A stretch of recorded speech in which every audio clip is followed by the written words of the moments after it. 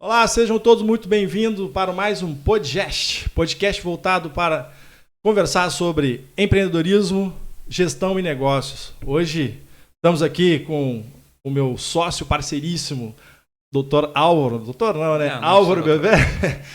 E se apresenta aí, Álvaro. Então, eu sou Álvaro Belver, contabilista, empresário, e hoje nós estamos aqui para ter um bate-papo, né, conversar um pouquinho sobre empreendedorismo, sobre gestão de negócios, né? E se esse é o assunto, esse é o mundo que você curte, é o mundo que você tem interesse, tem foco, curte aí, deixa seu like, compartilha com os amigos empresários que têm esse foco também, né? Ativa o sininho das notificações aí para que você receber cada vez que tiver um podcast novo, né? Para você poder receber em casa e principalmente se inscreva no canal, porque assim você pode compartilhar com a gente suas ideias, suas dúvidas, para que a gente possa melhorar cada vez mais, né, esse conteúdo. E eu não me apresentei, mas quem não me conhece, eu sou o Cliverson Moreno, sou advogado, consultor em compliance e LGPD. E o tema de hoje é M&A, é uma advocacia voltada para empreendedores aí, né? Na verdade, fusões, aquisições, tem vários nomes aí que são utilizados no mercado. E nós chamamos os nossos amigos especialistas aí em fusões e aquisições, o Iago e o Renan. Sejam bem-vindos, Iago. Agradeço primeiramente aí por terem aceitado participar aqui do nosso podcast, né? Um canal que está começando agora. E gostaria que vocês se apresentassem inicialmente aí, não sei em qual ordem. E fiquem à vontade aí para se apresentar, falar brevemente de vocês, e depois a gente vai entrar mais a fundo ali na questão do ramo, como é que vocês trabalham, a gente vai batendo um papo legal aí. Bom, então pelo olhar do Iago aqui, eu já vi que ele botou a bola para mim aqui então. Meu nome é Renan Boccaccio, sou advogado, moro há cerca de 15 anos aqui em Porto Alegre, sou nascido de Passo Fundo, em 2006 vim para cá fazer faculdade. Em 2009 eu tive um momento disruptivo na minha vida, não disruptivo do empreendedorismo, mas um disruptivo pessoal. Fui morar na Irlanda, morei em Dublin. Olha aí. Lavei alguns pratos por lá, viajei, fiz alguns mochilões, dormi em algumas rodoviárias e aeroportos. Uma experiência interessante e única, quem puder, eu acredito que vale a pena. E não deixa de ser empreendedorismo. Claro, com certeza. Ou aventurismo, né? Vamos dizer assim. Mas tem que ter coragem de empreendedores. É uma experiência. Mas retornei, me formei na PUC aqui, segui estudando e me especializando cada vez mais na área. Em 2014, fundei um escritório junto com o meu amigo Cliverson, que aqui está. Salve, salve. Em 2018, o Iago ingressa na nossa sociedade. E aí a gente começa a fazer algumas alterações já a partir dali, cada vez mais especializando o negócio. Em 2019 acabamos fazendo uma pequena alteração, daí seguimos cada vez mais especializados e aqui hoje estamos. Então esse é o meu caminho aí. Perfeito. Isso aí, eu queria agradecer aí o convite de ambos, é um prazer estar aqui no início do podcast de vocês. Eu sou o Iago Oliveira, advogado também, sócio do Renan Boccaccio. Junto com o Renan a gente tem o Boccaccio Oliveira Advogados, um escritório aqui em Porto Alegre.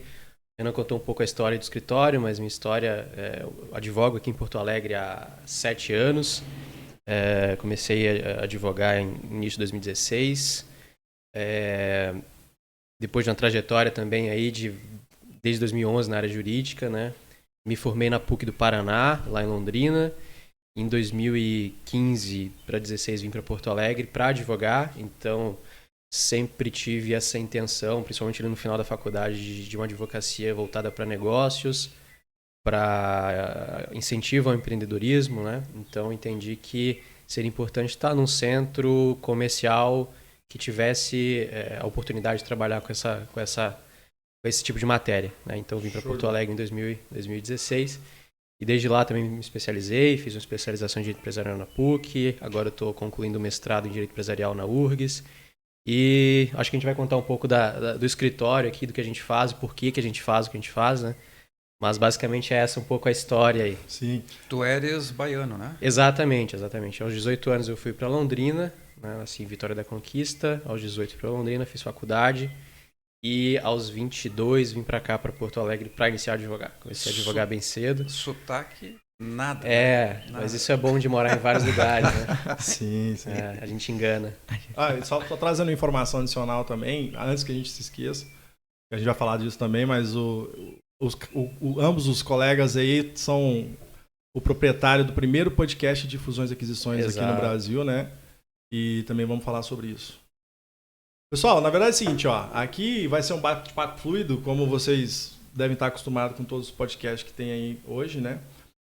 Mas assim, a gente quer conversar e trazer um pouquinho também da parte prática, né, do empreendedor, né, voltado para o empresário, nosso podcast. Mas nada melhor do que começar contando como que foi a história de vocês, né? Obviamente passaram um pouquinho do currículo de vocês, mas falar um pouquinho da história de vocês, até por que escolheram a advocacia, por que chegaram daí na parte de fusões e aquisições, e a partir daí a gente entra também na questão do mercado, né? Porque eu acho, eu até conversando aqui nos bastidores, já conversei também com o Iago, acho meio um contrassenso, uma coisa meio estranha, porque o mercado de fusões e aquisições M&A, ele está crescendo, sei lá, exponencialmente, só que a economia não tá legal. E aí, da onde que vem essa será que está mais barato as empresas? Se elas estão vendendo, é mais fácil aproveitar? É um momento de investimento para daqui a pouco colher o fruto quando a economia melhorar, né? Mas, primeiramente, bom, queria que vocês contassem um pouquinho sobre vocês mesmo, a tua trajetória, né, Iago? Vindo lá também, é uma trajetória de empreendedorismo para poder sair e morar em vários estados. Também tenho essa... Eu já morei ainda no nosso podcast, no primeiro podcast, depois vocês dão uma olhadinha lá. Eu e o Álvaro contamos um pouquinho sobre a nossa vida. E lá tem toda a minha trajetória em 6 estados aí também. Não sou cigano, não sou nômade, mas tem uma história legal ali para vocês escutarem também. Mas bom, fala aí, Iago. Vamos trocar uma figurinha aí. Começa lá contigo, depois eu quero saber também, eu sei um pouco também da história do Renan sobre Dublin, né? Vamos lá, então. Quero saber essa história direitinho aí pra ver. Mas o que vocês fizeram. É pra maior de 18. Tem uns podres aí, então. Só um pouquinho, né? Vamos lá. Pois então, na verdade, minha trajetória na advocacia, ela inicia em 2011, quando eu entrei na faculdade. Entrei na faculdade em 2011, em março, abril, eu comecei a trabalhar no escritório de advocacia. Na verdade, eu entrei na faculdade pensando em fazer concurso público. Sempre gostei bastante quem faz direito, né, no comecinho. Sempre gostei bastante de estudar, então eu pensava assim, putz, vou fazer um concurso que me dê uma estabilidade e com isso eu vou continuar estudando porque é o que eu gosto. Só que o primeiro mês trabalhando no escritório eu entendi que era legal advogar, e não só advogar, mas empreender na advocacia, né? Ter o próprio escritório, conseguir fazer um escritório que atenda as demandas dos clientes, né? Gerir um escritório, eu sempre achei isso muito legal. Eu sempre tive um contato muito direto com as pessoas que trabalhavam comigo ali. Então, eu estava ali do lado dos advogados proprietários do escritório, ouvindo falar de prospecção, de gestão de cliente, vendas, gestão financeira, exatamente, né? Então, direito e a parte operacional jurídica era uma pequena parte daquilo lá. Mas a maior parte do tempo eu estava ali do lado, ouvindo exatamente... A parte de gestão. Como que meu escritório sobrevive. Perfeito. Então eu falei, nossa, isso aqui é legal demais. Então passei 5 anos nesse escritório, eu aprendi muito, não só direito, né? Direito é fácil, né? Difícil realmente é essa parte de empreender na advocacia, um mercado extremamente, eu não digo saturado, mas com um número elevado de profissionais. Isso também, né, esse número elevado de profissionais me levou a escolher uma área que é uma área ainda hoje restrita. Né? Pouco explorada por ele. Exatamente. Né? Pouco direito... conhecida, eu falo, né? Porque o pessoal... Por uma série de fatores, né? O pessoal, ele quando... Nada mais é do que você, se você tem uma empresa e quer vender para outra, você já está fazendo uma operação de M&A. Exato. Né? De fusões e aquisições, M&A é o inglês da coisa, né? Mas interessante. Interessante aí a tua história, mas... Exato. Pode continuar aí, desculpa te interromper. Imagina, até assim, o direito societário, né, quando a gente pensa não só propriamente na ideia de venda de uma empresa, mas o direito societário ele entra desde a constituição do negócio, né? Então a gente sempre fala que o M&A começa bem antes do M&A, ou seja, a operação ela acontece quando a empresa está estruturada, né? Eu vou criar então um negócio junto com o contabilista, né, junto com todos os profissionais que atuam também nesse setor. Mas o advogado ele estrutura juridicamente esse negócio. Após a criação do negócio, ele vai organizar, né, essa estrutura, né, a partir de práticas de governança. Né? Então, eu vou fazer um contrato social, vou fazer um acordo de sócios, vou estruturar a relação entre essas pessoas, para depois, eventualmente, surgem oportunidades. Né? Então, só que isso é pouco explorado no mundo do direito, né? A gente ainda tem, felizmente para nós, né, estrategicamente para nós, a gente escolheu uma área que tem essa oportunidade de trabalhar com um número pequeno de profissionais concorrendo. Né? Só pegando um gancho aqui, até se a gente for ver essa questão da pouca exploração desse mercado de societário, fusões e aquisições, a gente começa a ver que isso é uma consequência da forma como a gente é ensinado o direito. Se a gente for ver, nós somos, principalmente acredito que 90% das faculdades de direito, nós somos condicionados a pensar em processos, pensar em judicialização, pensar muitas vezes na defesa, né, do direito a partir de um conflito. E isso aí traz com que a vasta maioria dos profissionais acabam buscando essa parte do litígio, do judiciário, ou talvez de uma arbitragem, mas também não afasta da questão do litígio, né? Então, quando a gente começa a trabalhar uma ideia de direito societário, direito de fusões e aquisições, ou suas ramificações, que é bem mais ampla, até como o Iago começou a mencionar, a gente começa a trabalhar uma ideia de prevenção, de estruturação de negócios, de organização do negócio. De fazer o business acontecer. De fazer o né? business acontecer. A gente tem que entender que os negócios eles acontecem a partir de determinadas estruturas. Né? Então tem que ter uma estrutura contábil, tem que ter uma estrutura jurídica, tem que ter uma estrutura de gestão, de administração, estrutura econômica, mas sem essa estrutura você vai entrar no mercado, vender, né? Mas assim, a partir do momento que eu vendo, eu faço um contrato. Né? E aqui a gente não está falando do contrato papel escrito. Né? Contrato é um ato. Né? Então, eu estou fazendo um contrato. É um contrato, né? Exatamente. Existe, então, na verdade, uma amarração de todas essas funções, né, contábil, direito, que vocês fazem para prevenir problemas e consequências futuras, correto? Isso. E para permitir que aconteça, né? Perfeito. Os negócios hoje eles acontecem a partir dessa estrutura. Né? A empresa ela precisa de um contrato social, ela precisa de um CNPJ, ela precisa do contrato com os fornecedores, com os clientes. Né? Ela precisa pensar o futuro, ela precisa pensar em se capitalizar, que é ter recurso para investir na sua... Enfim, vou criar uma filial, vou contratar pessoas, vou comprar uma máquina. E tudo isso é feito através do direito. Né? Então, os profissionais do direito, especializados na área de empresarial, fazem isso. Basicamente, eles fazem juridicamente o negócio acontecer. Né? E na prática, isso, principalmente voltado aqui no Sul, tá? Vamos falar da região, Porto Alegre.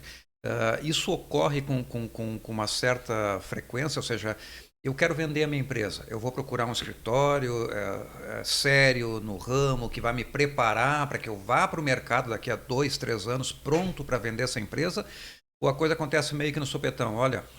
Vou falar por experiência própria, tá? É muito comum a venda de pequenos escritórios de contabilidade. Às vezes porque o contador se aposentou, às vezes porque ele realmente está saturado no mercado e não quer mais trabalhar, ou morreu, né? E aí os parentes não têm o que fazer com aquele escritório e tem uma carteira grande de clientes e acabam vendendo. Mas eles nunca se preparam para isso. Não tem esta amarração, não tem este preparo. Eu vou preparar minha empresa para uma futura venda. Porque eu não tenho herdeiros, porque eu estou chegando numa fase da vida que eu vou ter que buscar aposentadoria, e aí eu me preparei para poder fazer a venda dessa empresa. Isso, na verdade, eu vejo por experiência própria que não ocorre, né? Essa estruturação, né? É legal você falar isso, né, Álvaro? Até, depois o Renan pode comentar um pouco. Existem várias formas de se vender um negócio, né? Isso que você comenta aí, geralmente se faz uma venda de carteira de cliente, ou seja, eu permaneço como CNPJ, vou lá no escritório do Álvaro e falo, Álvaro, você está encerrando suas atividades, você tem uma carteira de cliente, eu vou adquirir sua carteira de cliente. Né? E para isso é preciso uma estruturação jurídica. Mas não necessariamente o CNPJ do Álvaro, ou a marca do Álvaro, ou enfim, a estrutura física do escritório do Álvaro vem para mim. Né? Então existem várias formas de se fazer uma operação. Eu posso comprar o escritório, a marca, compro, digamos assim, os funcionários, né? E os clientes, ou compro só os clientes, ou compro só a marca. Na verdade, o que ocorre num primeiro momento é isso, né? Ou seja, existe uma fusão, né? Eu compro o escritório, permaneço com a marca dele até adquirir uma certa confiança do mercado, ou seja, daqueles clientes, daquela carteira de clientes, né? E pouco a pouco vou migrando para o escritório mãe, digamos assim, né? Para o escritório que comprou aquela marca. E é raro, mas acontece de muitas vezes tu manter a marca, né? Tu manter 2, 3 marcas junto ali e fazer tipo uma holding nos escritórios ali. Mas essa preparação eu vejo que ela não acontece, né? Ou seja, meio Acho que meio é de cultural sopetão. também isso, Não né? sei Meio se é cultural, é. E também, assim, eu acho que a visão até desse tipo de operação de forma mais profissional, vamos dizer assim, o que tem o mercado de enxerga é que são grandes empresas que fazem. Exato. Né? Só que assim, igual eu falei, qualquer empresa, essa operação que o Álvaro acabou de mencionar aí é uma operação de M&A, de fusão e aquisição, então, em pequena escala. Né? Em pequena escala, Só perfeito. que aí que tá, né? Os custos disso, até vou entrar um pouquinho na parte prática aqui, Álvaro. Os custos de uma operação de M&A, ela tem uma proporcionalidade pelo tamanho dela, porque a gente pensa assim, daqui a pouco a pessoa ela não tem nem dinheiro, fala assim, vou contratar um advogado para ver, ou será que isso é um impeditivo também, ou é mesmo questão cultural, a galera não sabe, a galera meio que, vou fazer e faz do jeito, né? Porque daqui a pouco também, porque assim, ó, tem aquele famoso dado de que micros e pequenas empresas duram, sei lá, 80, 70, não sei quantos por cento, mas a grande maioria elas encerram suas atividades em 2 anos. Mas isso por quê? Por causa, acredito eu, de uma gestão falha. Né? Se fizer um planejamento estratégico antes de iniciar, você já reduz isso muito. Por quê? Porque você vai saber se o mercado tá bom para peixe, se é para ti, como é que tem que fazer ou não. Né? Normalmente eu falo que o sucesso não é bem assim, né? Porque depende de 1 milhão de fatores. Mas o sucesso de um negócio está mais vinculado a um protocolo, uma sequência de ações que você faz coordenadas, que daí vai te trazer dados e informações para você atingir o mercado e conseguir ou não. E tem que ter um estudo prévio. Mas, pelo que eu tenho um pouco de conhecimento também, já trabalhando há alguns anos com empresários e com empresas, a gente tem um modelo de empresários muito ainda informal, né? Uma coisa meio, vamos abre a lojinha, coloca ali para vender e vai no suor, não tanto na técnica. Vai ver o que acontece depois. Né? Aí só pegar um gancho até quando pouco antes que o Álvaro estava comentando, que ele falou assim, sobre gestão, empresários. Eu acho que a gente tem um ponto cultural, talvez, e eu acredito que o podcast de vocês vai ajudar bastante nessa questão de transmitir informação, porque aí uma concepção minha, e até o Iago vai brincar que eu falo que é a opinião do Renan, né? Eu falo academicamente isso na dissertação para ele dar risada. Mas o porquê? Porque eu vejo que muitas vezes, e eu venho de prestadores de serviço da minha família, então minha família é de médicos autônomos, com empresas, mas nunca se viram como empresários e gestores do seu negócio.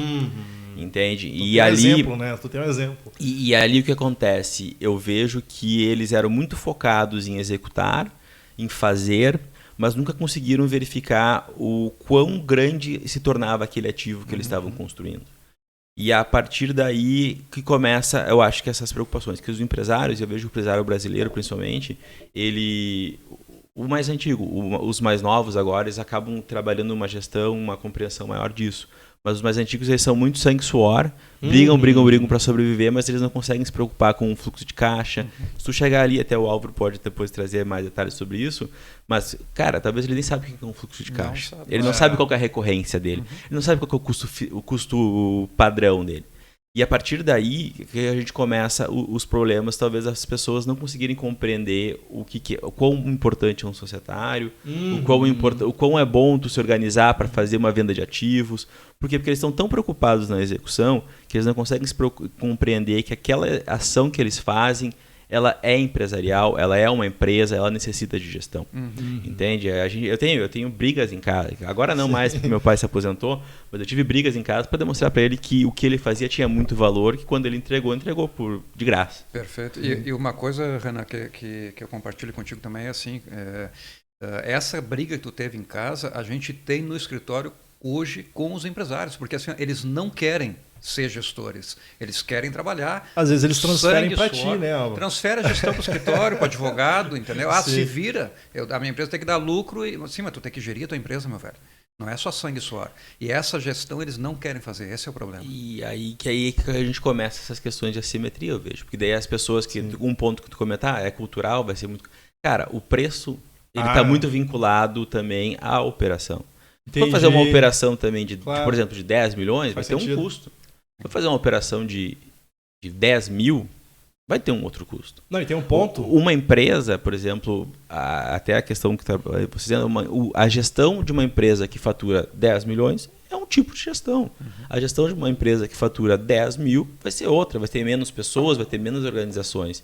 Então, isso vincula bastante. Mas tem um ponto importante, puxando o gancho também, dependendo da gestão do pequeno, ele vai dar mais trabalho, talvez, de fazer vocês fazerem um trabalho interno pela desorganização que ele tem, ou então vai perder até na questão do valor de mercado da própria gestão, porque daqui a pouco o cara não tem gestão, ele tem um monte de passivo. O que é isso? É processo judicial, porque não contrata certo, é cliente reclamando, processo de consumidor, e a empresa dele, né, vai ali murchando, questão de valor. E às vezes dá mais trabalho no processo de due diligence, que é a diligência prévia, do cara entrar e ver o que tem de errado e etc. Mas isso também, vocês fazem um diagnóstico, por exemplo, quando vocês entram na empresa, vocês fazem um tipo de diagnóstico para identificar esse e precificar? Porque eu não sei se eu me fiz claro, mas a questão é, o cara ele é grande, beleza. Ele talvez tenha uma operação maior, vai ser mais caro, obviamente.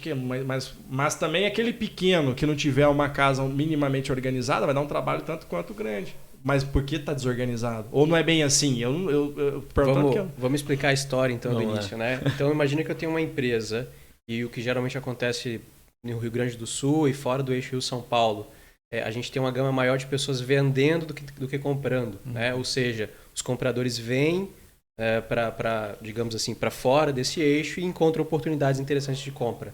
Então, se eu tenho uma empresa, geralmente eu recebo uma proposta de venda. Alguém falando, olha, gostei do teu negócio, acho que tem uma sinergia interessante, quero adquiri-lo. Parcialmente, totalmente, enfim. Existem várias formas de acontecer isso, né? Geralmente também essa pessoa que vem com essa intenção de compra, ela tem um assessor financeiro, né? Um advisor, que aí entra um papel muito importante das boutiques de M&A. Então, nós temos hoje profissionais, escritórios especializados, economistas, contadores, né, pessoas do mercado que assessoram esses negócios. Então, eles vão selecionar oportunidades de compra ou de venda. Pode acontecer também, né, até aqui acontece muito isso, da empresa que tem aí 50 anos de mercado, o proprietário, o sócio principal já está se aposentando, não tem uma sucessão, né? Ou seja, os filhos não têm que é outro interesse, ponto também, né? não tem interesse, aptidão, mas esse pai, esse avô, ele quer que a família, né, se mantenha numa condição interessante e isso vai acontecer a partir do quê?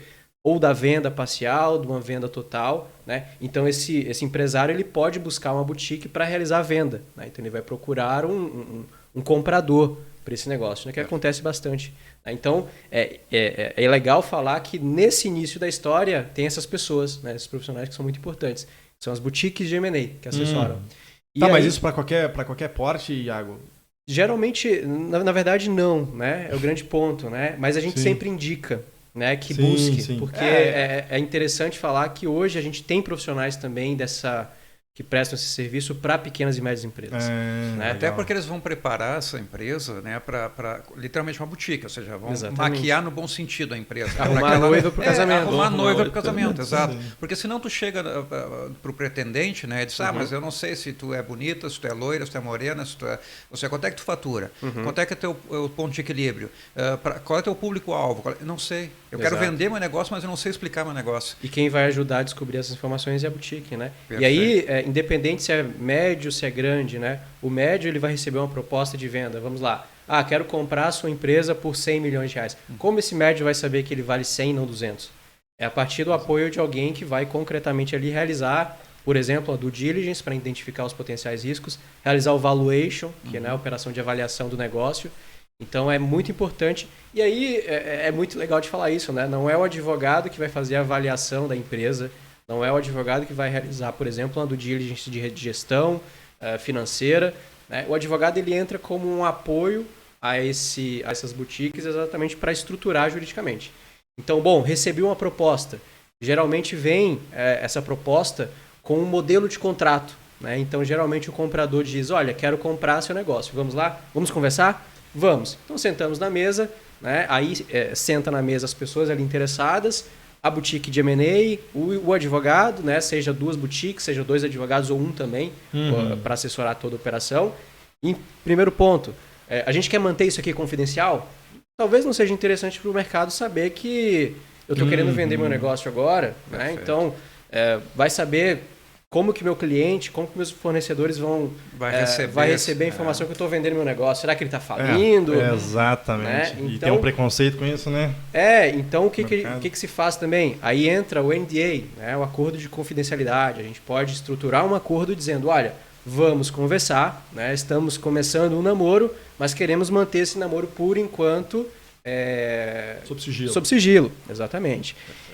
Além do acordo de confidencialidade, né? E aqui contando um pouco do papel do advogado nesse início de operação.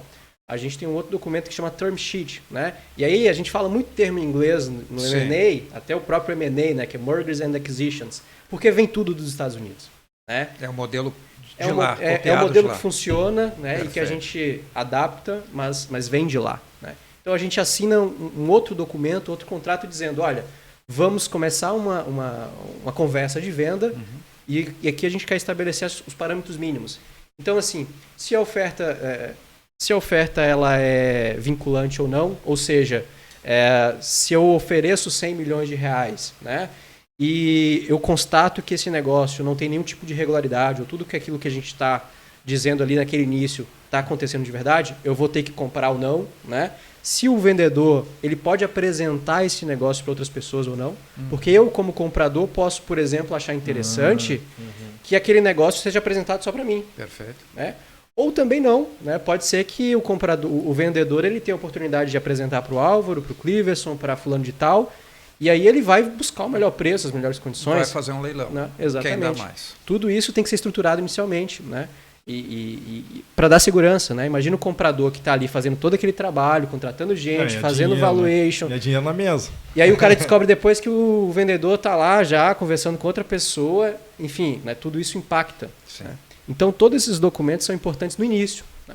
Até chegar lá no contrato definitivo de venda da empresa, né? Vai uma trajetória. E é importante dizer, um processo de M&A ele dura de 9 a 12 meses, não é algo que termina em um mês. Né? Então, é um namoro longo. É um namoro longo por quê? Porque envolve vários profissionais, envolve várias áreas da empresa. Né? Então o comprador, o que ele vai querer saber? Se aquele ativo realmente vale o que ele está esperando, se eu não tenho um passivo ambiental, se eu não tenho um passivo tributário, como que está a minha equipe. Né? E essa questão, Iago, da precificação do negócio, tá?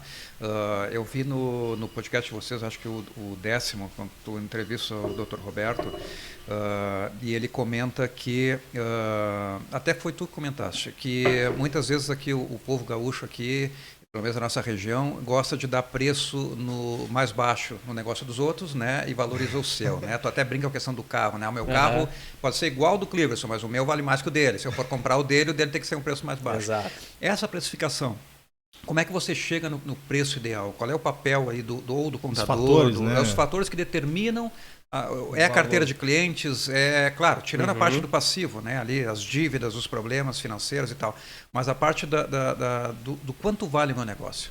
Show de bola. Isso é muito legal de se falar, Álvaro, porque isso depende também da área. Né? Então o que está acontecendo, por exemplo, hoje? Hoje a gente tem 3 setores que estão aí capitaneando as operações de fusões e aquisições. Tecnologia primeiro, saúde e educação. Tecnologia, a gente vai avaliar os ativos em geral, mas saúde, por exemplo, se avalia muito leitos. Então, qual o número de leitos?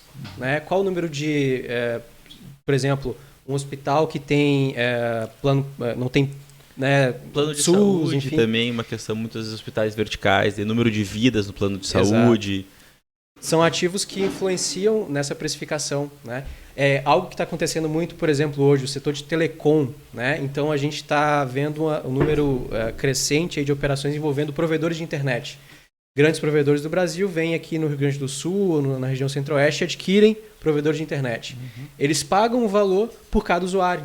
Né? Então, à medida que a gente entende qual que é o setor, qual que é a empresa que está sendo negociada, a gente tem métricas específicas. Fora as métricas padrão. E a gente pode falar de EBITDA, a gente pode falar de fluxo de caixa descontado, enfim, toda aquela gama de oportunidades de avaliação da empresa, né? Que vai ser realizado por profissionais competentes. Né?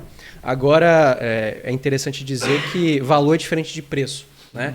Boa. Nem todo preço que a gente vai chegar vai representar o valor. Eventualmente, o empresário que está há 50 anos no negócio, que viu aquilo lá alimentar a família dele e entende que aquilo tem um potencial muito grande, ele valoriza muito mais o negócio do que uma pessoa que olha aquilo de forma técnica. Né? E até para o futuro dela. Exatamente, exatamente. Então, são fatores que influenciam na percepção do valor.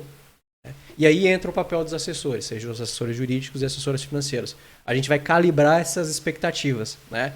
Eventualmente, o proprietário que está aí valorando o negócio, achando que vale 10 vezes mais porque é dele, porque aquilo lá foi realmente o que tornou ele rico, né? Mas daí se ele for o dono da Kodak e não inovar, pronto. Pois é. Daqui a 50 anos a empresa dele não inovou, vale menos do que, sei lá, qualquer outra empresa aí que trabalha com tecnologia. Exatamente. E está há 2 anos no mercado. E por isso que essa dissonância, né? O comprador ele vai observar isso do mercado. Né? Se o cara for lá comprar na época da Kodak... Até porque o cara já tem conhecimento também, né? Se ele começa a mexer com investimento de compra, etc., ele já conhece o mercado que ele quer entrar. E onde esse mercado vai.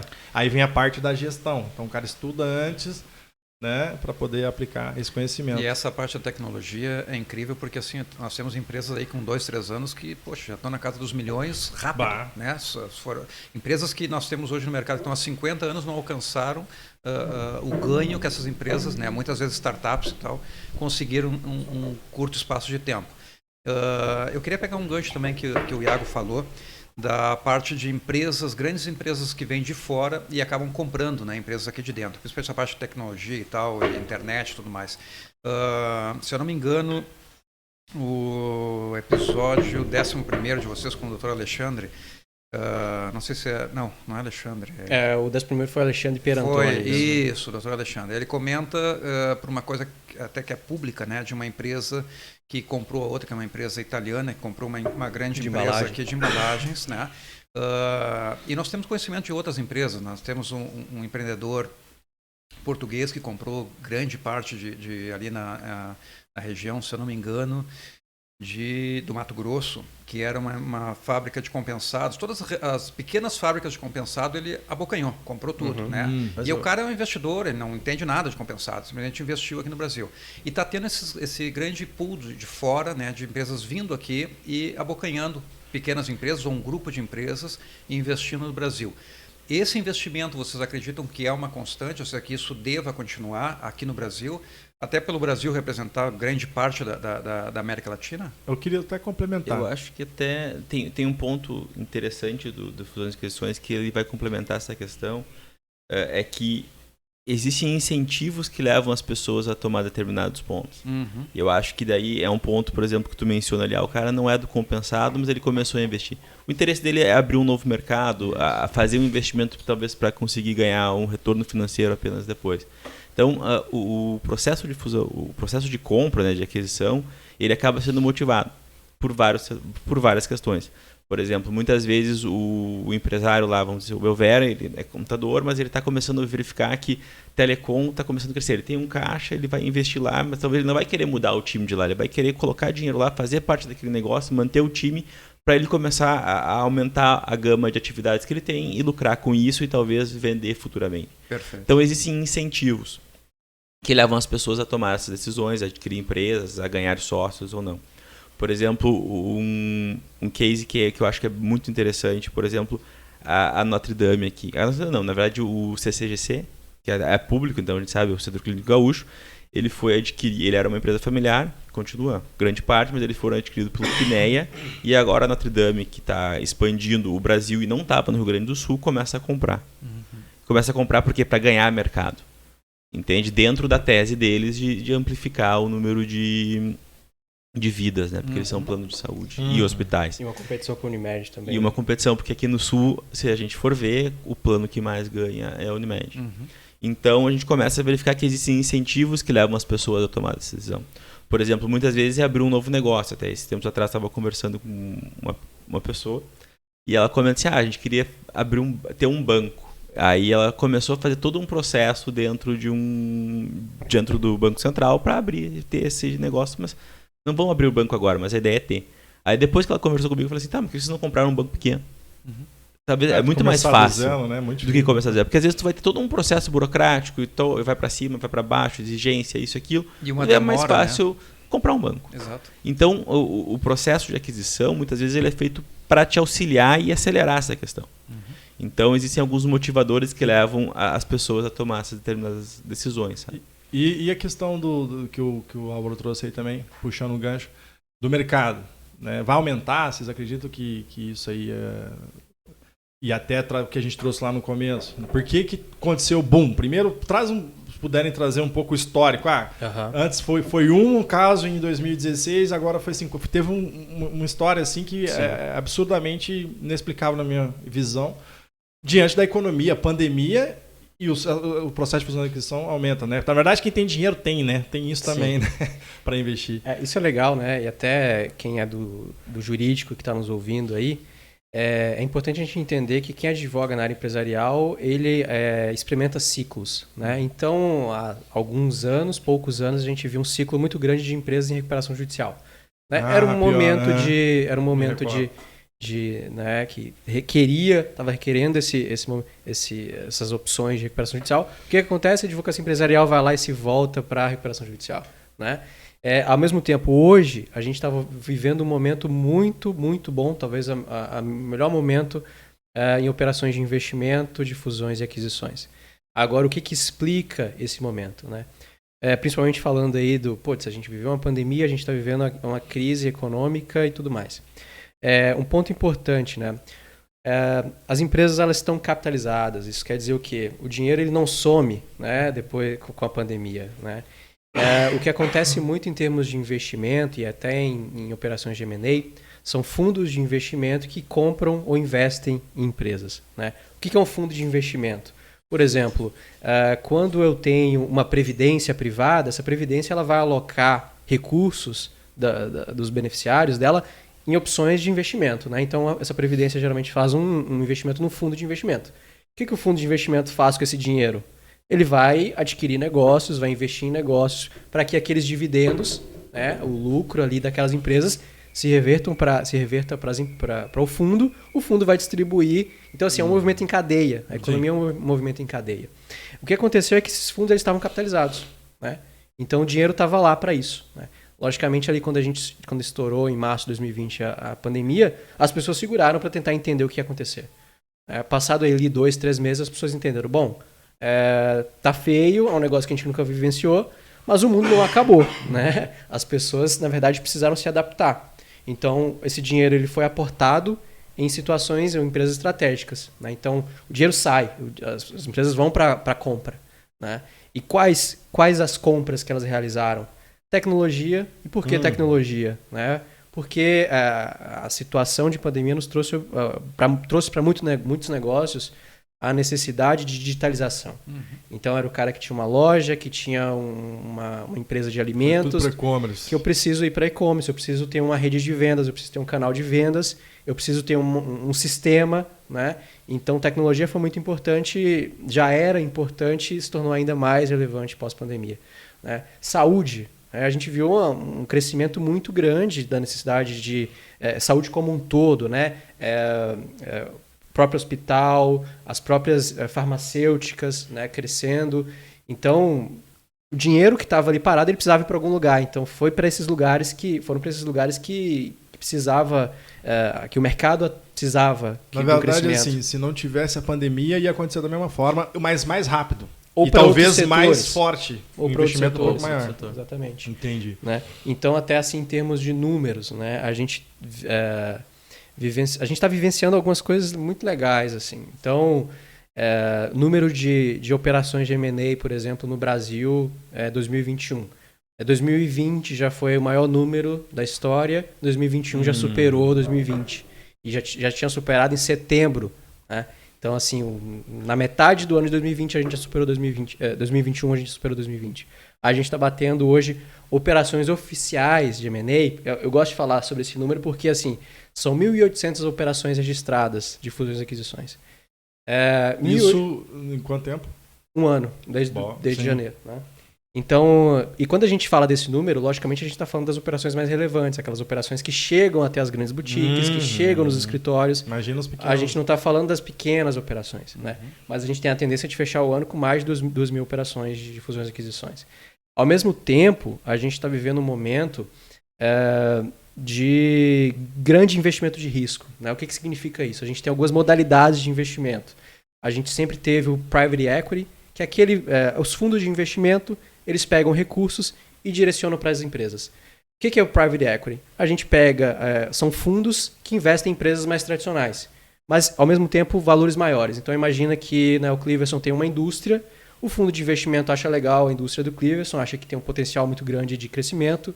O Cleverson fala, olha, se entrar aqui talvez 10 milhões de reais, 100 milhões de reais, eu tenho um potencial de crescer muito mais. O fundo vai lá, compra a ideia do Cleverson, vai lá e aporta.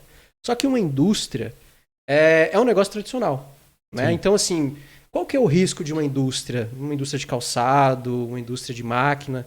Ele é um risco que é calculável. Né? Todo negócio tem risco, não tem negócio que não tenha risco, mas ele é calculável. Eu sei que o potencial de uma indústria morrer talvez seja, sei lá, um passivo trabalhista muito alto, algum problema tributário, mas o mercado continua. Né?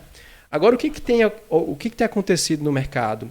O crescimento de operações de investimento mais arriscadas. E aí entra outro tipo de investimento, que é o Venture Capital. Né? O que é Venture Capital? São fundos de investimento, não muda, que a partir de aportes menores investem em negócios mais disruptivos. Né? Startups. Negócio de tecnologia, inovação, startups.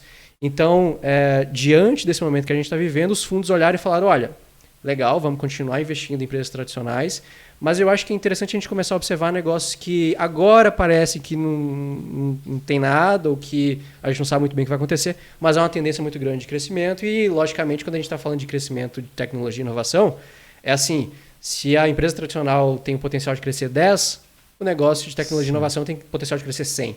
Perfeito. Né? Então, meu risco é maior, mas meu potencial de retorno é muito maior. Sim, para quem está investindo também é pulverizar a sua carteira de investimentos. Né? Também. Você saber que ali eu tenho potencial de ganhar mais também, vou botar um pouquinho ali também, quem sabe? Exatamente. E aí o fato legal 2020 foi a primeira vez na história que as operações de Venture Capital superaram as operações de Private Equity. Ou seja, número-valor, em termos de valores, né? As pessoas aportaram mais recursos em empresas com risco maior, né, empresas de inovação e tecnologia em termos de valores, do que empresas tradicionais. E em 2021 a gente já bateu também bateu essa meta aí, ou enfim, esse dado. Né? Em 2021 repetimos a situação. Venture Capital superou Private Equity. Né? Então, ou seja, empresas de tecnologia, empresas que têm um potencial de escalabilidade muito alta, ao mesmo tempo que envolve um risco maior, mas que estão despertando interesse em grandes fundos. Então a gente está vivendo esse momento econômico que passa um pouco por aí, assim, a necessidade de não deixar dinheiro parado. Exato. E aí envolve também outra coisa que é muito importante. A gente está vivendo um momento de juros baixos. Então, para o cara deixar dinheiro na poupança, na renda fixa... Não compensa. Para onde que as pessoas foram? Bolsa de valores. A gente, em 2020, teve o maior número de CPFs na bolsa. E quando a empresa lá na bolsa recebe dinheiro, quando eu compro ações de uma empresa na bolsa de valores, o que essa empresa faz? A empresa se capitaliza. E o que a empresa vai fazer capitalizada? Vai investir em equipe, vai investir em recursos, mas vai comprar outras empresas. Claro, para ficar maior. E isso também movimentou muito o número de operações de M&A. Né? E até um dado, o ano de 2020 foi o número de maiores aberturas de capital. Empresas tradicionais abrindo, fazendo os IPOs. E o maior número de follow-ons, que seriam empresas já listadas que aumentam o seu número de ações no mercado para se capitalizar.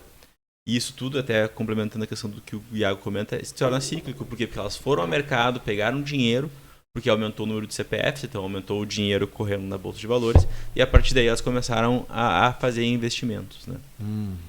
Tá, e eu queria agora, até, questão de exemplo mesmo, trazendo para o ouvinte aí, tem alguns casos, assim, até para determinar a importância ali do processo, do procedimento de fusões e aquisições, M&A, de contar, né, com especialistas na área, assim, então, tem algum caso que vocês poderiam contar, ou se recordam, aconteceu com vocês, de sucesso ou insucesso, vamos dizer assim, da operação e o que aconteceu? Não precisa citar nome, obviamente, que às vezes as operações são privadas, né?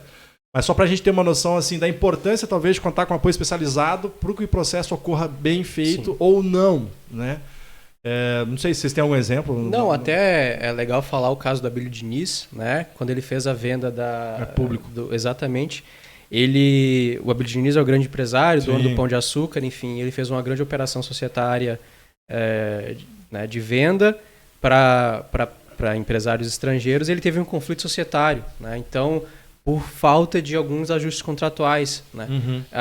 E a gente estava discutindo um caso ontem sobre isso também, como é importante a gente pensar o contrato, a estruturação da operação, pensando na situação, né? Então, hoje o que está acontecendo? A gente está tendo essa discussão tributária do PIS e COFINS, né? Então, a gente está vendo algumas empresas conseguindo recuperar valores. Como é que isso impacta nas fusões e aquisições? Sim. Se eu tenho uma empresa e estou vendendo ela por 100 milhões de reais, eu vou receber os 100 milhões de reais. Legal, beleza. Imagina que o comprador, depois de adquirir esse negócio, vai lá e descobre que ele tem um crédito para receber tributário. Gigantesco. Aconteceu recentemente uma situação em que o comprador, depois da aquisição do negócio, ele conseguiu recuperar todo o investimento que ele fez, ou seja, ia dobrar o valor do negócio. Se eu vendi por 100 milhões de reais, com crédito ele ganhou mais 100. Tá, mas o comprador que descobriu? Não, na verdade já tinha sido feito. O negócio já tinha sido feito.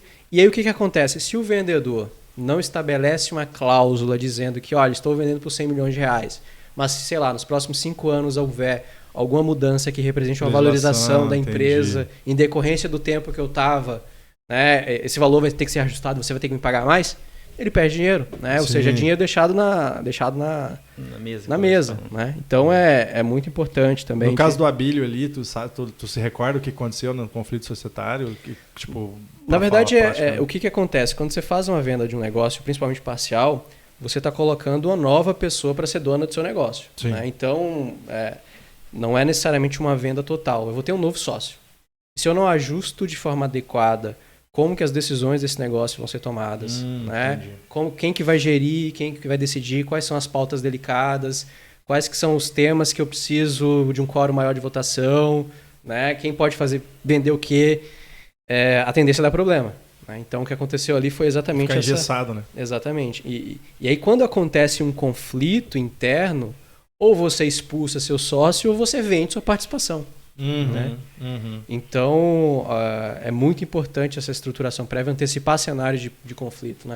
Isso envolve também Esse é um dos pontos que também entra a parte do jurídico, né? A questão de estruturar formas de sanar esse conflito. Né? Tem aquela velha frase, né? Quando os sócios brigam, quem morre primeiro é a empresa. Né? E eu vi, na verdade, eu não li o teu artigo, Renan, mas acho que era teu artigo sobre... o negócio bem feito é quando você pode demitir o teu sócio, uma coisa assim. Comenta um pouquinho ali o que tem no teor dela, tipo, quais são os mecanismos ali internamente que tu sabe que é interessante ter para poder demitir o teu sócio em caso de algum problema, né? Não, mas até é o gancho do que o próprio Iago comenta ali no caso, porque, por exemplo, muitas vezes a gente começa a ter num crescimento empresarial, principalmente quando a gente vê aqui falando sobre empresas de inovação e tecnologia, a gente começa a ver que o sócio fundador ele acaba crescendo, começando a cada vez receber mais investidores que se tornarão sócios, ou também até por uma questão de mecanismo de incentivo, ele começa a entregar cotas para pessoas que estão com eles ali, principalmente acontece muito os contratos de vesting, stock options com desenvolvedores para tentar dar um incentivo para as pessoas cada vez mais vestirem a camisa, né? Colocar o skin on the game, ter o risco junto, né? Portugueseando a frase. Então tu começa a entregar essas cotas.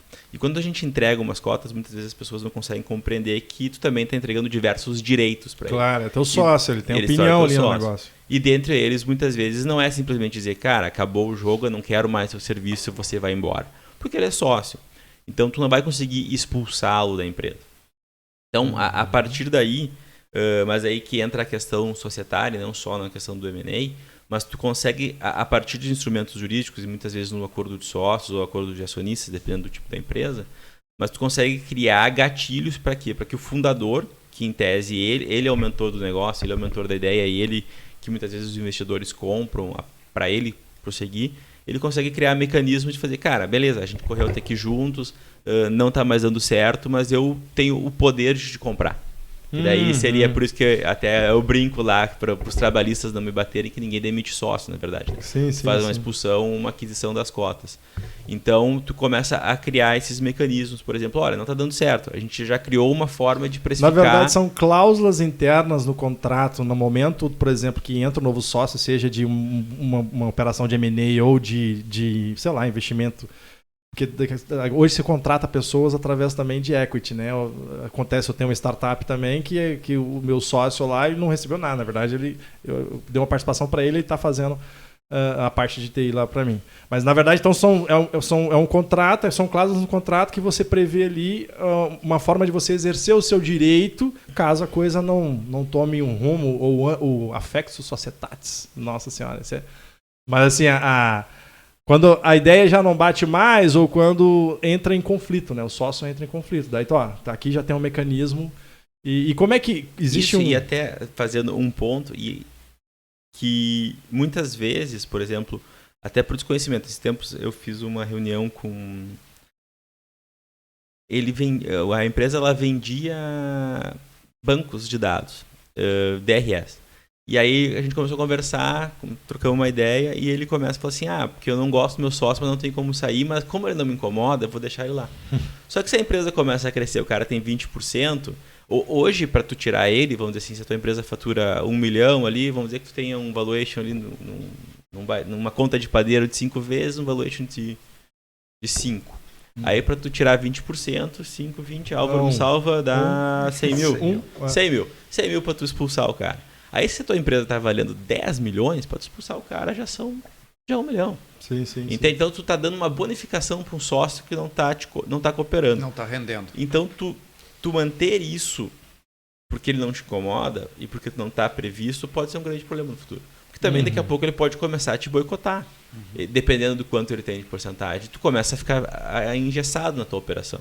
Então é importante tu ter esses mecanismos, e esses mecanismos vêm muito com a questão cultural, de conhecimento, de que existem mecanismos, de que o tamanho da empresa, que isso não é só para empresas grandes, entende? Tipo, estruturar o negócio não é para empresas grandes, estruturar o negócio é para a saúde da empresa, para a saúde do negócio. E às vezes tu amarra isso, às vezes não.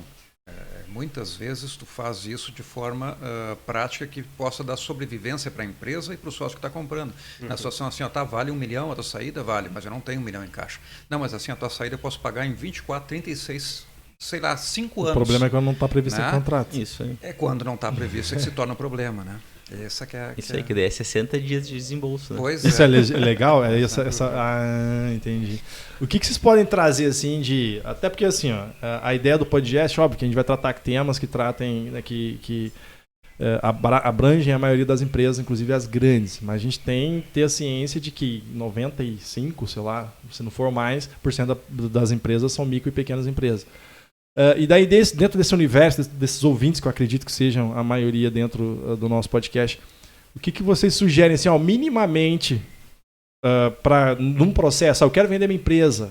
Tá, tu vai procurar o contador, inclusive até puxando o gancho, né? Porque normalmente o contador, eles vão muito atrás do contador, né? Para saber e para fazer esse processo. Até, Álvaro, aparece muito ali para ti, empresas querendo... Na verdade, o contador ele abocanha um pedaço que não é dele, né? Que é a parte societária, que é da parte jurídica. Né? Mas como nós estamos falando de pequenas e médias empresas... Os caras acabam correndo. Tudo é questão de custo. Sim. Né? Então, quando tu pega e diz assim, vamos fazer esse teu contrato com um advogado... Não, mas aí tem custo. Sim. Não, eu quero abrir a empresa contigo porque tu vai ser o meu advogado, entre aspas, tu vai fazer a parte societária, que compete ao advogado e não ao contador. Mas mas faz parte do negócio, tapar né? o sol com a peneira, dizer que os escritórios de contabilidade não fazem a parte societária. Mas a gente sempre faz um contrato que é um contrato padrão. Né? Que não é um contrato que tem esta visão, né, de proteção, né? Todas que eles acabaram de falar proteção, aqui, né? E que é o foco, que é o nicho de vocês, né? Que é a proteção empresarial, que é o preparo da empresa para o futuro, para ela nascer certinho. Eu sempre digo, quando tu vai criar uma empresa, tu tem que pensar que é um bebezinho que está nascendo. E se tu não tiver ali um bom médico que vai saber como tirar ele, como puxar pela pela cabecinha, pela perninha e tal, ele desnuca, ele quebra a cabeça do guri, o guri já nasce sem braço, entendeu? Então, então trazendo momento terror, mas assim, a empresa é isso. Se ela já nascer errada, a grande chance de fracasso dela é muito grande. Né? Então, claro que o mundo ideal seria esse, né? Que toda empresa tivesse assessoria prévia de um escritório especializado na parte societária, de um advogado bom, que já desse essas cláusulas, né? Principalmente essa cláusula de padrão de desmanche da sociedade. Olha, vamos terminar a sociedade, eu tenho poder de compra, eu tenho 60%, 40% ou 90% da empresa. Tantos dias para sair, pagar, receber. Exatamente, né? Então, e esse preparo, né? Essa advocacia prévia não tem nas empresas, né? Então, isso é um problema. Só para falar um ponto, de vez em quando a gente acha que isso é tudo muito jurídico, legal, mas isso é gestão. O que é gestão numa empresa? Exato. Gestão é organização visando um aumento da lucratividade, mesmo eficiência, qualidade. E da mesma forma a sobrevivência. Né? Então, se eu não tiver uma organização no meu negócio de atendimento de cliente, de resposta, né, de cuidado com o funcionário, que é gestão, a empresa vai morrer. Se eu tiver um conflito societário, minha empresa também vai morrer. Né? E aí entra não só o conflito em si, mas os próprios investidores. Se eu estou comprando um negócio que eu sei que daqui a 2 anos ou 3 anos, se os sócios brigarem, a empresa vai morrer, eu posso até comprar, mas eu não vou pagar o que ela vale. Eu vou precificar risco. Claro. Tudo numa operação é preço. Né? Não existe certo ou errado. Existe um preço que você está pagando e que você pode estar comprando um risco muito grande.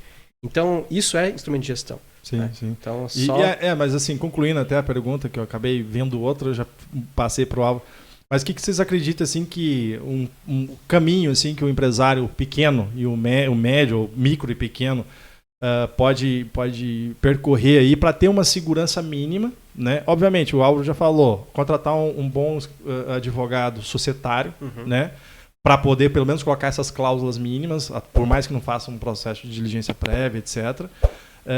Mas tem alguma coisa assim que vocês podem trazer assim para que eles possam pensar, bom, é um investimento, não vê como custo, vê como investimento, porque daqui a pouco você investe, sei lá, 10 mil reais numa operação, sei lá, de 100 mil reais, ou sei lá, 1 milhão, mas você evita perder 200 de passivo, ou se daqui a pouco você descobre uma tese tributária que tu ganha lá 500 mil de 5 anos para trás, tu deixou, né, você perdeu 500 mil no investimento. Então, só para trazer o pessoal aí que está escutando. Sim. Eu acho que antes de procurar um advogado, porque tem que, né, é muito difícil o empreendedor sozinho ou o empreendedor contador conseguir pensar em tudo que pode acontecer e estruturar. Né? É importante que os empreendedores sentem à mesa, né? Eu acho que o primeiro passo é realmente sentar com o sócio e falar, agora que está tudo bem entre nós, a gente pode pensar, né, o que vai acontecer e o que a gente vai fazer se ficar tudo mal. Né? Entendi. Então é quando tudo está bem que essa conversa tem que acontecer. Né? Então, nas empresas de tecnologia, principalmente, a gente sempre recomenda, por exemplo, que os empreendedores conversem a disponibilidade do outro sócio. Né? Então, assim, você vai ficar integral aqui, você vai trabalhar meio período, o que você espera chegar? Né? Se precisar sair, né, daqui da cidade, você vai? E sua família? Né? E se você começar a ver que você não está disposto a trabalhar 14, 15 horas por dia, o que vai acontecer? Você vai me vender? Eu vou, né? Como é que vamos botar outra pessoa? Então, assim, antecipar esse cenário de problema quando está tudo bem. E aí, depois que vocês tiverem as balizas mínimas ali estabelecidas, procura um advogado. Né? Não tem, até a gente fala assim, para as startups, o mínimo que elas podem fazer é redigir essas condições e mandar colocar no e-mail. Né? Assim, formalizar, né? Formalizar, ainda que basicamente, porque, bom, se dá um problema lá, pelo menos tem um e-mail. Mas a gente sabe que, e quando a gente está falando de uma startup, a gente está falando de um potencial de risco muito grande, enfim. Não é o recomendado para uma empresa que tem uma base mais tradicional, né? Que a gente fala de microempresa, mas a gente está falando de microempresa, empresas tradicionais, né? O cara que tem uma loja, que tem uma pequena indústria, uma padaria, algo do tipo. Então essa conversa prévia, quando tudo está bem, é o essencial. E depois colocar no papel. Colocar no papel. E num processo de fusão e aquisição também. Porque a gente está falando da parte agora do sócio, societário, para organizar a relação, mas também tem esse processo de M&A. E até o planejamento. Não, essa frase não é minha, mas então o Fábio Rossetto, que é o gestor do CCGC, ele fala uma frase que é bem legal, assim. Ele fala assim, cara, quando o investidor vai te olhar, a primeira foto que ele vai tirar tua não é do empreendedor ou da empresa em si, é muito mais do teu book. Do que seria o book dele? Seria a tua gestão societária, contratual, tua organização de casa. Que essa é a primeira foto, que ali começa a análise dos riscos, entende? Se ali está desorganizado, o teu preço vai pro chão. Ele pode querer te comprar, ele pode te organizar, mas o teu preço vai pro chão. Pode valer muito. Mas na hora de pagar, ninguém vai assumir aquele risco. É que se o comprador está indo até você interessado, é porque ele já viu o mercado. Claro. Ele sabe qual que é a área, sabe qual que é o potencial. Agora eu vou conversar para entender a se empresa. Se essa empresa aqui tem essa gestão Né? para fazer isso acontecer. Exatamente. Até porque tem várias normalmente no mesmo ramo. Então daqui a pouco, se estiver desorganizado, isso é um fator também determinante para ser escolhido pelo mercado, para ser adquirido, né, no caso. Sim, mas até um outro ponto, essa questão às vezes de não ter uma organização societária, ela não é só dos micro e pequenas empresas. Quando a gente começa a ver, às vezes, empresas médio de porte começam a faturar bem, e tu vai lá começar a fazer um checklist societário deles, tu começa a ver que, cara, a casa está desorganizada. Tipo, uma empresa que poderia estar estruturada com uma governança mais organizada, uma questão societária melhor, para tirar problemas da mesa da empresa, ou até questões mais complexas, alguma constituição de holding, para tirar qualquer dificuldade de briga de sócios, para manter a unidade produtiva funcionando, que já teriam capacidade para pagar aquilo, não fazem. E aí muitas vezes também, às vezes, porque não vão buscar ou não tem informação, entende? Então tem uma cultura que a gente acaba vendo muito mais no Rio Grande do Sul aqui, então não dá para dizer que é a nível nacional, mas principalmente no Sul a cultura ela é muito irrigada a não se organizar. Assim. Pois é, e aí nós voltamos lá atrás, quando nós conversamos a falar que é a parte de arregaçar a manga, que nem tu colocaste sangue e suor. Porque o cara não se preparou para ser empresário. Infelizmente, na mentalidade dele, ele é o cara que trabalha, o cara que faz o negócio acontecer, e aí quando o negócio acontece, pode levar 2, 3 anos, ou 10 anos, ou 50 anos, ele não se preparou lá atrás. Então ele nunca foi gestor. Então ele nunca teve esta preocupação. Ele só sabe trabalhar, arregaçar a manga e trabalhar. E tem um ponto também, assim, eu acho que nós, enquanto profissionais, a gente pode olhar o problema e ficar parado ou fazer alguma coisa. Eu acho que promover ambientes de educação, de cultura, que é um papel do podcast, né? O nosso podcast, por exemplo, Fusões e Aquisições, a gente está levando informação sobre uma alternativa para empresários que talvez nunca passaram por um processo. Então é o cara que recebeu uma proposta e fala, nossa, isso é um M&A que eu tô... É o tal do M&A que chegou na minha porta agora? Então o que eu preciso fazer? Então quando você promove a educação, você vai mudar e você vai ser um agente de promoção de mudança. Então acho que é um pouco também esse papel do profissional, né? Ou você fica parado olhando porque não vai mudar, porque o cara não tem dinheiro, ele está tocando o negócio dele, o cara está trabalhando 10, 12 horas por dia, ele não vai parar para pensar. Mas talvez ele ouça um podcast, ele lê um artigo, ele conversa com um amigo que leu, que ouviu. Dentro do carro, né? Dentro do carro sempre então escuta. é um pouco fazer alguma coisa também enquanto profissional. E aí é legal falar, né, que todo mundo ganha. Eu acho que isso é muito importante, assim. A gente promove, né? Hoje nós não somos os únicos... Nós não somos o único podcast de M&A, muito embora a gente até um pouco tempo atrás era o único ativo. A gente está vendo algumas outras pessoas e boutiques de M&A principalmente fazendo esse movimento que a gente começou a fazer.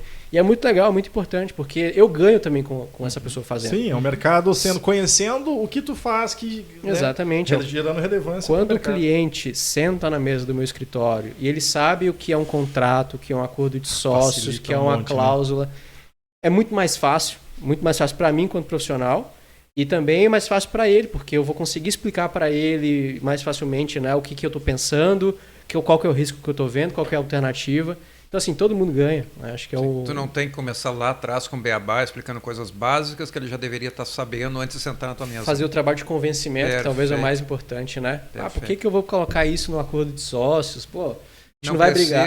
O cara é meu amigo, 200 nasceu anos, comigo. É meu irmão. É. Eles não têm noção que às vezes pai e filho se pegam no soco dentro da empresa para poder disputar. Então todo mundo ganha, né? Não é um jogo de soma zero que a gente fala, né? Todo mundo ganha. Me veio na cabeça aqui agora que esse é um fator, talvez, que define o que vai para frente ou não vai. Né? Daqui a pouco tu olha assim, acho que é bobagem isso que eles estão falando, porque é só despesa, não sei o quê. Mas daqui a pouco tu vê, por que todas as empresas grandes fazem isso? E por que elas são grandes?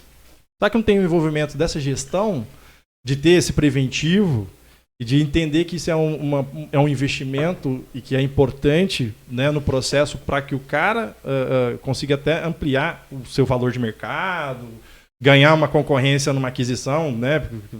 Porque é interessante chegar alguém na mesa e falar assim, pô, olha só, quero comprar a tua empresa, vou te pagar um tanto aqui. Daqui a pouco você não pensa, você tá cansado do negócio, chega bem... Eu tenho um cara que eu conheci, inclusive o Iago e o Renan sabem, da empresa que eu constituí lá de Pão de Mel, só depois também olha lá o podcast nosso que a gente vai falar sobre isso, que ele falou, ele já estava cansado.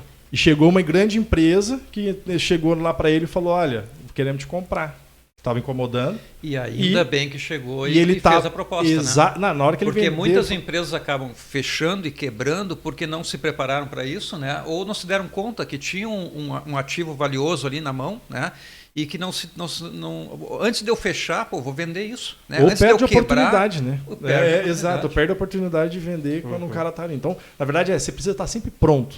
Tem o time, né? O time, tá sempre pronto para quando receber. E a estruturação, ela é gradativa, né? Tipo, isso é importante dizer. Tipo, tu vai organizando os teus riscos a partir do tempo.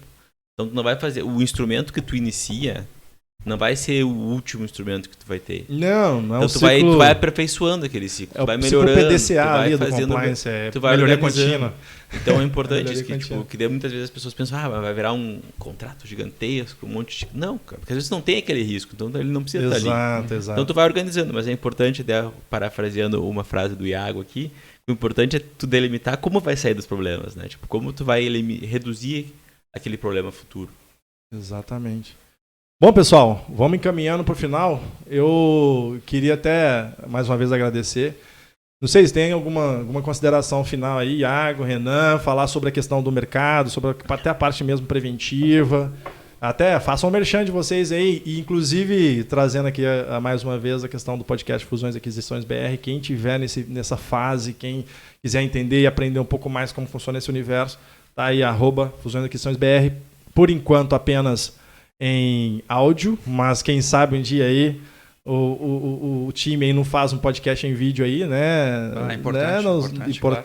E vamos ver se a gente faz uma dobradinha, quem sabe aí. É uma coisa que nós vamos conversar ainda, que para nós, pelo menos, vai ser um prazer aí, né? Já conversamos, mas isso aí nos bastidores, depois a gente só anuncia, se for o caso. Tá? Passando então a palavra para o Iago aí, considerações finais. Não, é só um agradecimento pelo convite de estar aqui iniciando esse processo de vocês. Acho que é muito importante a gente falar também do jurídico como gestão, né? Que é o que a gente fala. A gente não é o advogado até. A gente já tirou a gravata, há algum tempo, o blazer, e a gente está para ajudar empresas a serem criadas e se desenvolverem, né? Então, eu acho que os temas se relacionam muito.